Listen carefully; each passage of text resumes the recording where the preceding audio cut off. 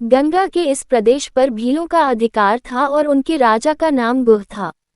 एक लोकप्रिय एवं सशक्त शासक होने के साथ ही साथ गुह राम का भक्त भी था।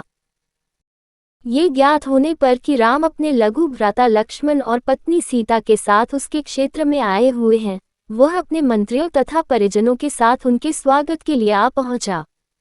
भीलराज गुह को देखकर राम स्वयं आगे बढ़े और उनसे गले मिले। वकर धारण किए हुए राम, सीता और लक्ष्मण को देखकर गुह को अत्यंत क्षोभ हुआ।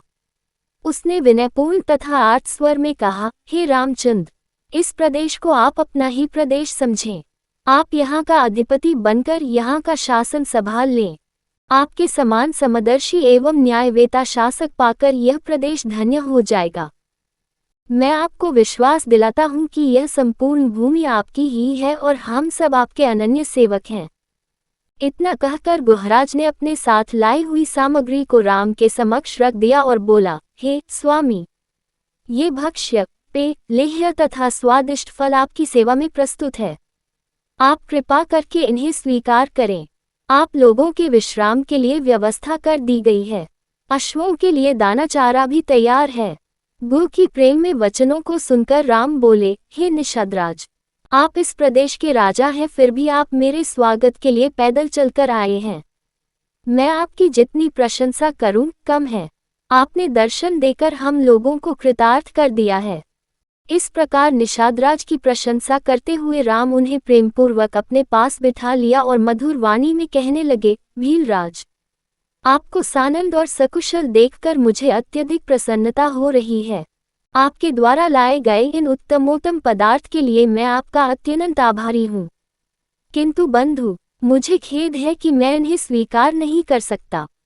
ये सारे पदार्थ राजा महाराजाओं के खाने योग्य हैं, किंतु अब हम तपस्वी हो गए हैं और हमारा भोजन तो केवल कंदमूल फल है, अतः हम इसे ग्रहण नहीं कर सकते। हाँ, अश्वों के लिए आप जो दाना चारा लाए हैं उन्हें स्वीकार करके मुझे बहुत प्रसन्नता होगी, क्योंकि ये मेरे पिताजी के प्रिय अश्व हैं, जिनकी सदैव विशेष देखभाल की जाती है। गुह ने भीलों को अश्वों के विशेष प्रबंध करने के लिए आदेश दे दिया। संध्या होने पर राम, सीता और लक्ष्मण ने गंगा में स्नान किया तथा ईश्वरोपासना के पश्चात उन्होंने कंदमूल फल का आहार किया।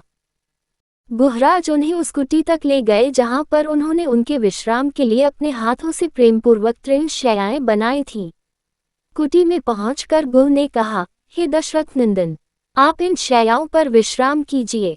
मैं आपका दास हूँ, अतः मैं पूर्ण रात्रि जागकर हिंसक पशुओं से आप लोगों की रक्षा करूंगा। आप हमें सर्वाधिक प्रिय हैं, इसलिए आप लोगों की सुरक्षा के लिए रात भर मेरे ये सभी साथी धनुष बाण लेकर तत्पर रहेंगे।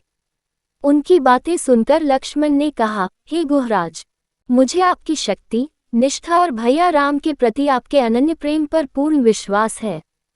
निःसंदेह आपके राज्य में हमें किसी प्रकार की विपत्ति की आशंका नहीं हो सकती, किंतु मैं भैया राम का दास हूँ, अतः मैं इनके बराबर में सो नहीं सकता।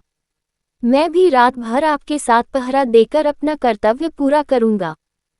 भीलराज गुह और लक्ष्मण कुटी के बाहर एक शिला पर बैठकर पहरा देते हुए बातें करने लगे। लक्ष्मण ने गुह को अयोध्या में घटित समस्त घटनाओं के विषय में बताया। इस प्रकार वह रात्रि व्यतीत हो गई।